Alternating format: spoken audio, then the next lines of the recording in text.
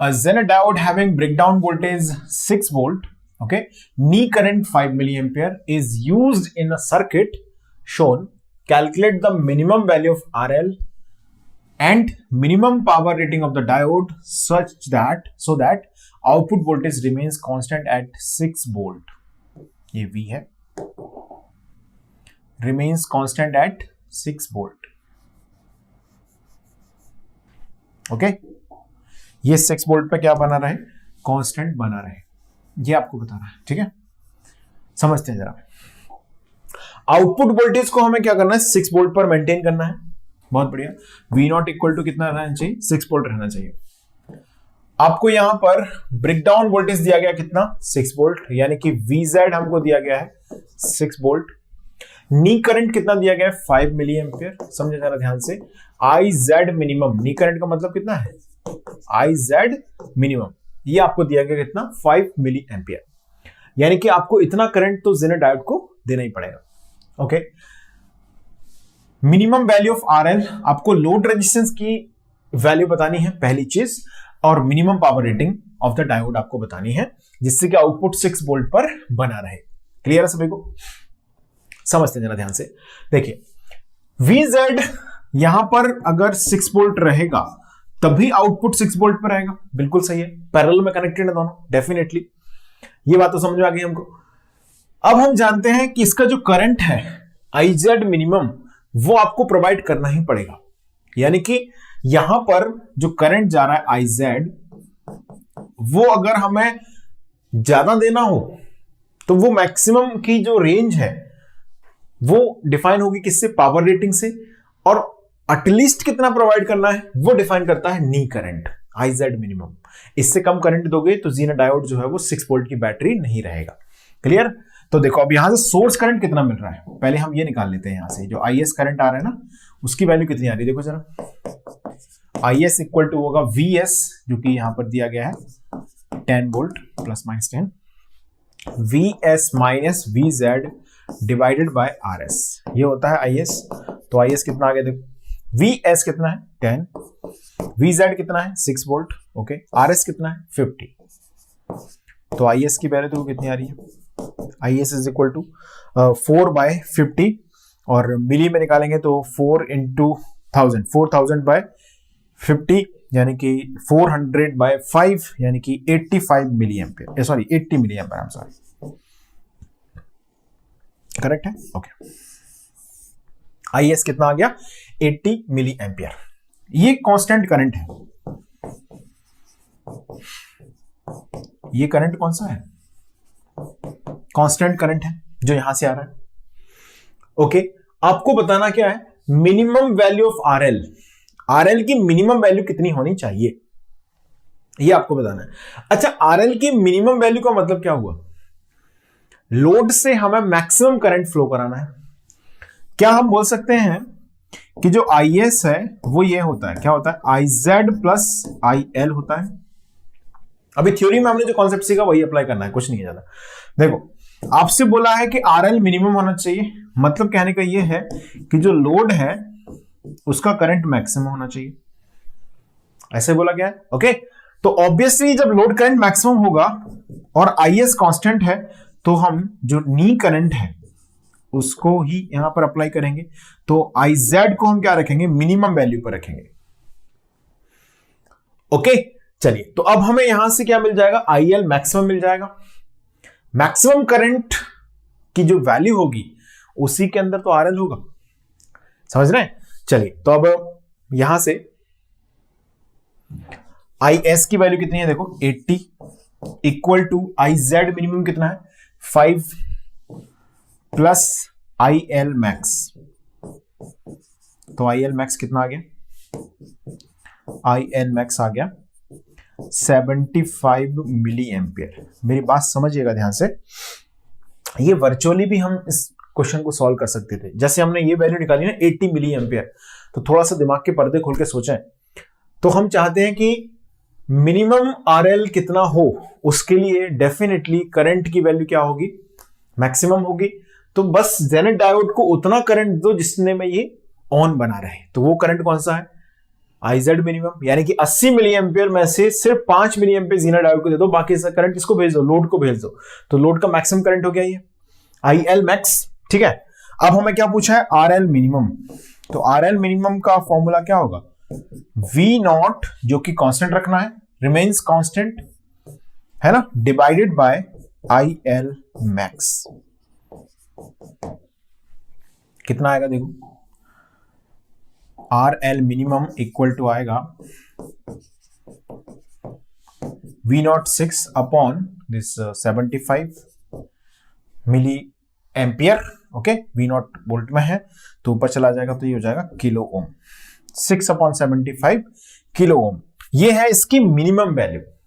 Okay, यानी कि 6 upon 75 से जो RL है वो क्या होना चाहिए, ज्यादा होना चाहिए, या फिर एटलीस्ट 6 अपॉन 75 होना चाहिए। दिस इज RL मिनिमम मिल गया। क्लियर है। चलिए अब हमें एक पार्ट और इसमें पूछा गया है, क्वेश्चन सुना ध्यान से, minimum power rating of the diode. तो इसके सॉल्यूशन को लिखने से पहले एक नोट लिख लो, पहले इसको नोट कर लो, इतना सॉल्यूशन लिख लिया आपने, पहले इस सॉल्यूशन को नोट कर लें, ध्यान से समझ लें इसको। अब फिर एक नोट लिखें, then I will solve this minimum. Note,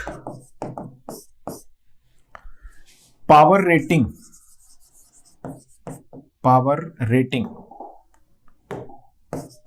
of zener diode,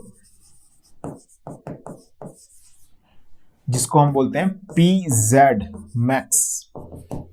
कैसे डिफाइन करते हैं, VZ, V of the zener diode into IZ max, ऐसे डिफाइन करते हैं। यानी कि इससे मैक्सिमम कितना करंट हम फ्लो कर सकते हैं, ये डिफाइन करते हैं।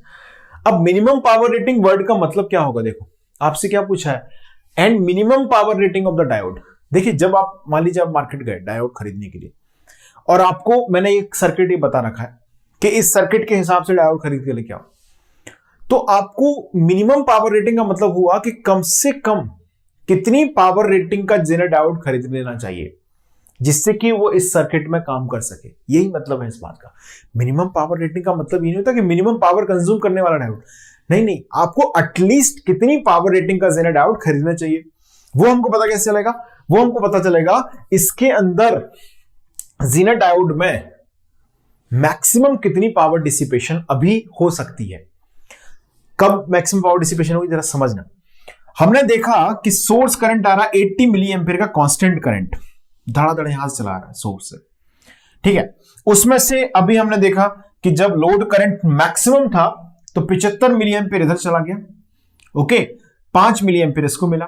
तो डायोड में पावर डिसिपेशन कितना हुआ, 6 वोल्ट का सोर्स है और 6 वोल्ट का वोल्टेज यहां पर ड्रॉप हो रहा है 6 वोल्ट, और 5 मिली एम्पियर करंट आ रहा है, यानी कि 30 मिली वॉट का पावर डिसिपेशन हो रहा है जब यहां पर 75 मिली एम्पियर करंट जा रहा है, ओके। अब हो सकता है कि ये लोड रेजिस्टेंस चेंज करते करते हम ऐसा करें कि इसमें करंट अब 70 मिली एम्पियर रह जाए, तो बाकी करंट बचा हुआ करंट कहां पर जाएगा, ज़ेना डायोड से जाएगा। मतलब अब करंट इसमें इतना कितना स्टार्ट हो गया, 10 मिली एम्पियर स्टार्ट हो गया। 10 मिली एम्पियर 6 वोल्ट ये है, तो 60 मिली वॉट अब यहां पर पावर डिसिपेशन होना शुरू हो गया। समझ रहे हैं।